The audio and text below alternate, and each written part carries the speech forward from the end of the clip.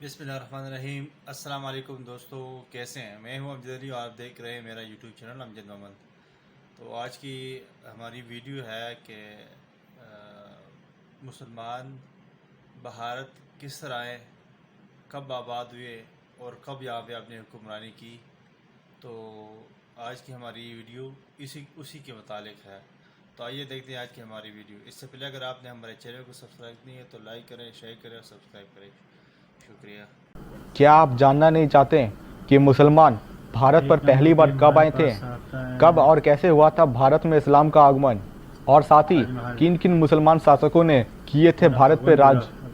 तो दोस्तों, अगर आप भी इन सभी सवालों का जवाब जानना चाहते हैं और साथ ही आप इतिहास की सच्चाई का भी सामना करना चाहते हैं तो इस वाले वीडियो को अंत तक पूरा देखिए। हम में से ज़्यादातर लोग तो यही जानते हैं साल 1192 ईस्वी जब मोहम्मद गौरी ने पृथ्वीराज चौहान को हराया था, उसके बाद भारत में मुसलमानों की आने की शुरुआत हुई थी। पर आपको ये बता दें कि ये जानकारी तो है, मतलब ये जानकारी सही तो है, पर साथ ही ये अधूरी भी है। तो आप अपनी इस अधूरी सी जानकारी को पूरी जानकारी में बदलने के लिए इस वीडियो को देखते रहिए। तो आपकी जानकारी के लिए हम आपको ये बता दें कि ये कहना गलत होगा कि सिर्फ अंग्रेज़ों ने ही भारत को लूटा है। अगर आप इतिहास के पन्नों को पलटोगे और आप बीते कल में जाओगे तो आपको ये पता चलेगा कि मुसलमानों ने किस कदर भारत को लूटा। यहाँ पे नोट करें, यहाँ पे ये वीडियो बनाने वाले ये कह रहे हैं कि अंग्रेज़ों के बाद मुसलमानों ने भी इंडिया को लूटा है। तो ये वाज़े करूँ कि आपको ये पता होना चाहिए कि जब किसी मुल्क को कोई बंदा या कोई कौम पता करती है तो वो उसकी जागीर बन जाती है। तो आपका ये बात कि मुसलमानों ने इंडिया को लूटा है, ये गलत है, क्योंकि मुसलमानों ने इंडिया को पता किया था और वो इसकी जागीर बनी थी। ठीक है, और आप इसकी हिस्ट्री बता रहे हैं तो ये हिस्ट्री में यह गलती नहीं करनी चाहिए। इंडिया पर मुसलमानों का हुक्मरानी बहुत अरसे तक रही है और इंडिया में मुसलमानों ने बहुत काम किया हुआ है। आप देख सकते हैं कि आप वहाँ इंडिया ने मुसलमान की जो हुक्मरान थे उसने वहाँ पे कितने अच्छे अच्छे काम किए थे। तो आपकी ये बात गलत है।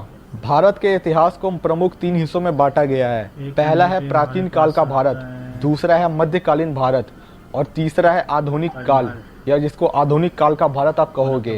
अगर आप भारत के इन तीनों समय को देखोगे तो आपको ये पता चलेगा कि प्राचीन काल को छोड़कर बाकी जो 2 काल है, यानी कि मध्यकालीन भारत और आधुनिक कालीन भारत, ये दोनों भारत में मुसलमानों का जिक्र और मुसलमानों का दबदबा रहा है।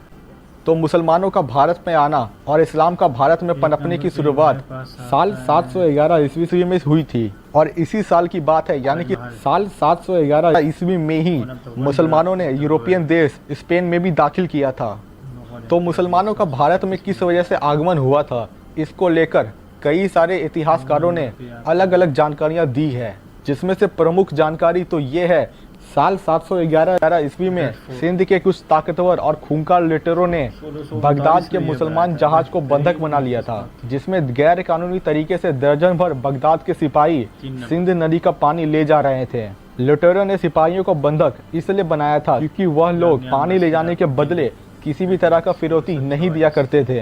तो आपके मन में अब ये सवाल आया होगा कि यार ये लोग बगदाद से इतनी दूर पानी लेने क्यों आया करते थे। तो आपके इस सवाल का जवाब मैं आपको दे देता हूँ। दरअसल पहले मुसलमान सिर्फ और सिर्फ मिडिल ईस्ट सेंटर एशिया में ही रहते थे, यानी कि बगदाद और अरब के देशों के आसपास। और जैसा कि आप जानते हो कि इस जगह के ज़्यादातर हिस्से में सुनसान, वीराना और रेगिस्तान के कारण यहाँ पर पानी का नामो निशान नहीं था दूर दूर तक। और यही वो वजह है कि ये लोग पानी लेने इतनी दूर आया करते थे। आपको बता दें कि जिन सिपाहियों को समुद्री लुटेरों ने बंधक बनाया था और साथ ही बगदाद के पानी वाले जहाज को जिस जगह पर रखा गया था वो जगह सिंध में आती थी।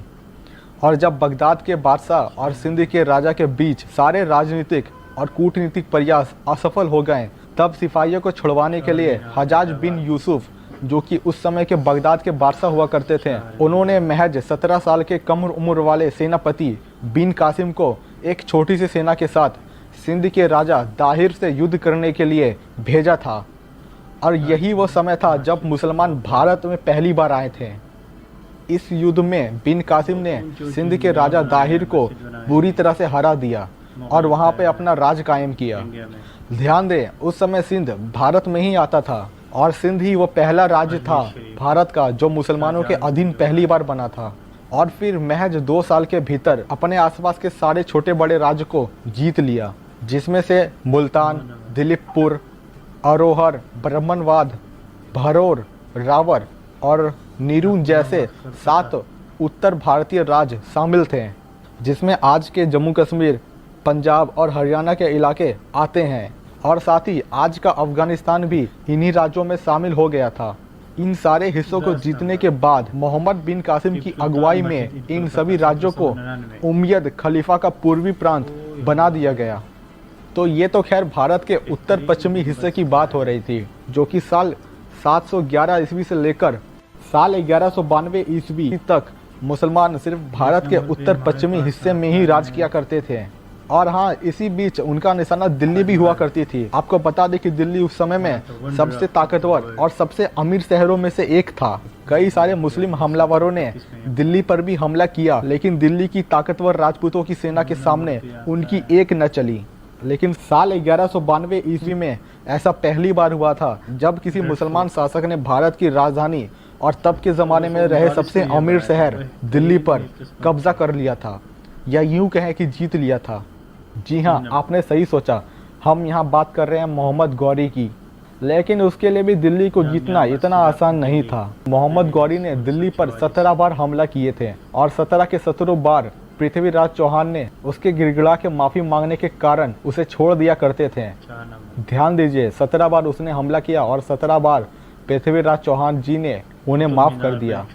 पर 18वीं बार ऐसा नहीं हुआ, क्योंकि 18वीं बार राजपूतों के ही एक राजा जयचंद ने पृथ्वीराज चौहान को धूल चटाने के लिए और महज अपनी एक आपसी दुश्मनी के कारण उन्होंने मोहम्मद गौरी की इस युद्ध में मदद की, 18वीं युद्ध में, और इसमें पृथ्वीराज चौहान को हार का सामना करना पड़ा। युद्ध जीतने के बाद उसने दिल्ली को हर तरीके से लूटना शुरू कर दिया।